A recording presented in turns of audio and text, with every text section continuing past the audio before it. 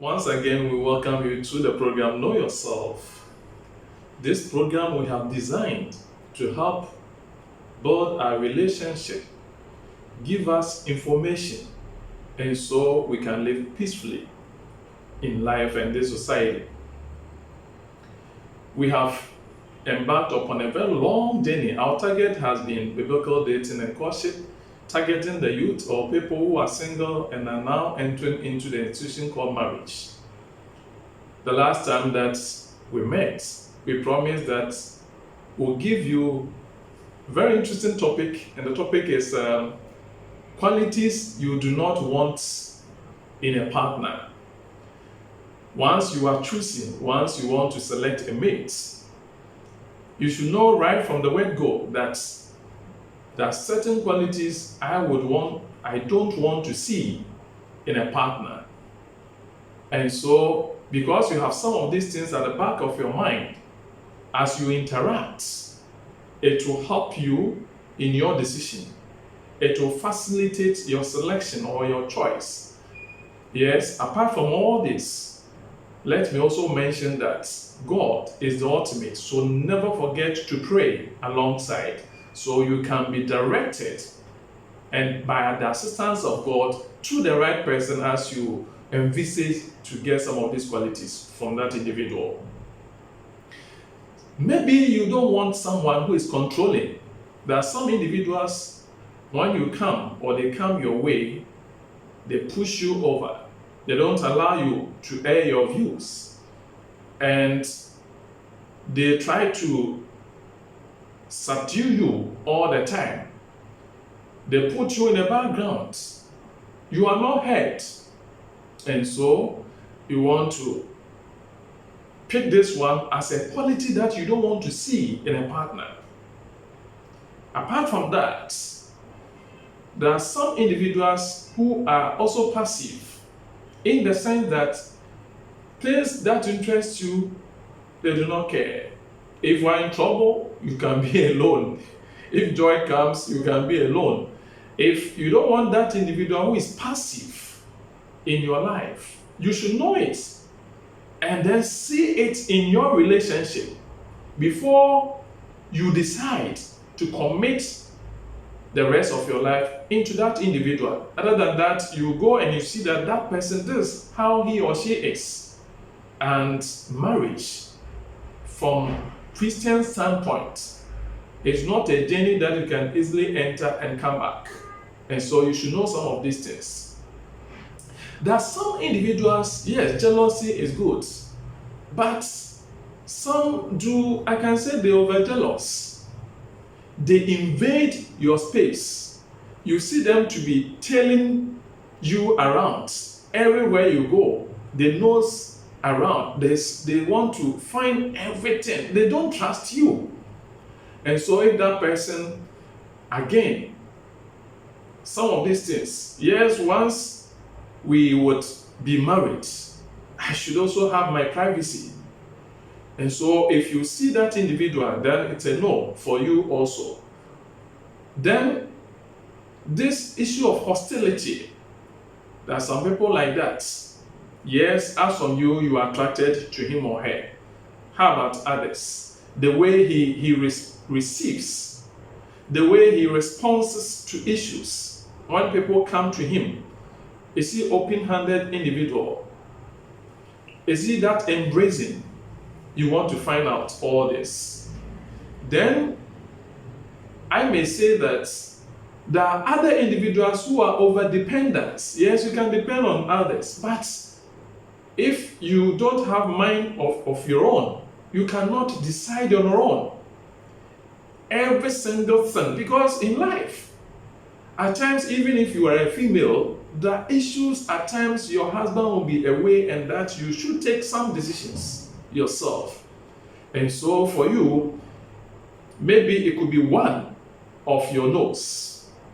It is something that you don't want to see in a partner, that every single thing, every smallest thing, he would have to or she would have to rely on someone who is over-dependent. Then again, someone will go ahead to pick intimidation as a no, a very big no in his or her selection.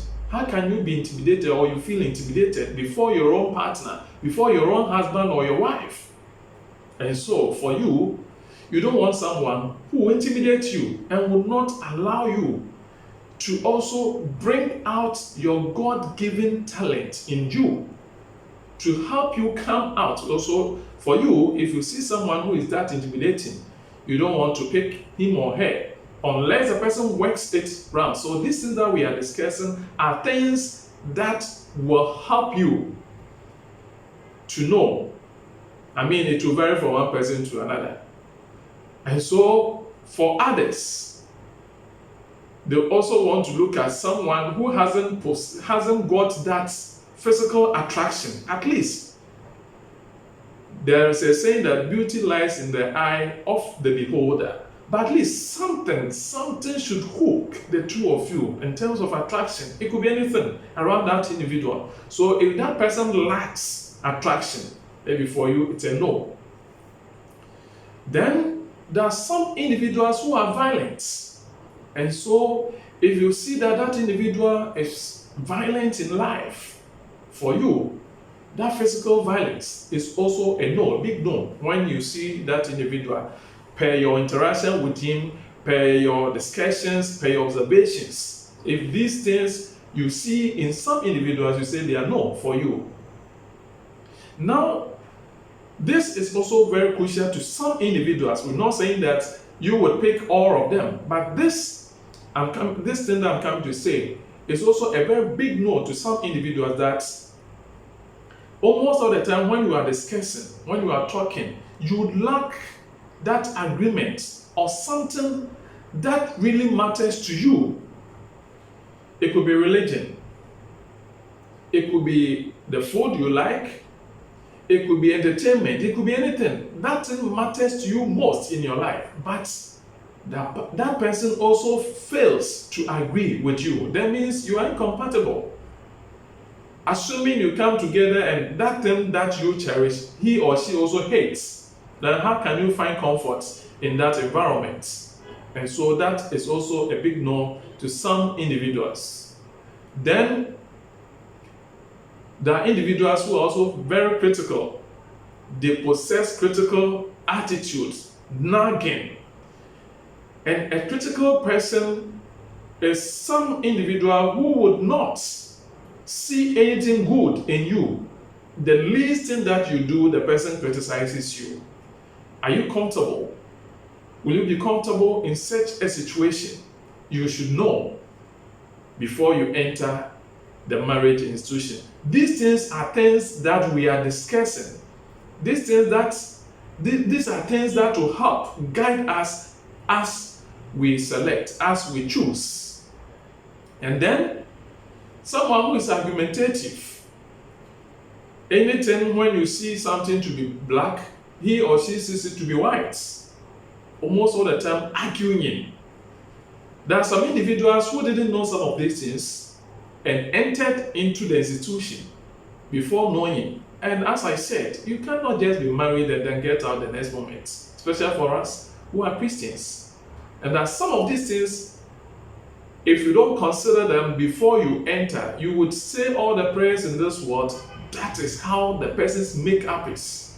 So you should know. Then there are some individuals who are financially irresponsible. They spend money anyhow. They don't give any respect to money. And you know, no condition is permanent. Yes, you can be working. Anything can happen. Some natural disasters can happen. When they do happen, at least as couple in your future should have something at the back so you can fall on in terms of difficulty. So if that person doesn't have that acumen, that flair of managing finances, maybe for you it's no. In fact, among other things, but we are just saying that as you enter into the institution, as you interact, as you mingle, you should know what, when you see in an individual, it will be a big no to you. Unless maybe the person works on it. In fact, these things are behind you. They don't know. So as you interact with them, it will be guiding you. Thank you so much today too for your time. We are hoping that in our next edition, we have given you the singles enough. Those of you who are married will come your way, will search a wonderful topic that will help you. How you can sustain your marriage. How you can sustain your marriage. Again, we are imploring you to subscribe, press the button when you do, share so others can get this content. We can reach others with this content. Thanks so much for your time. Bye-bye.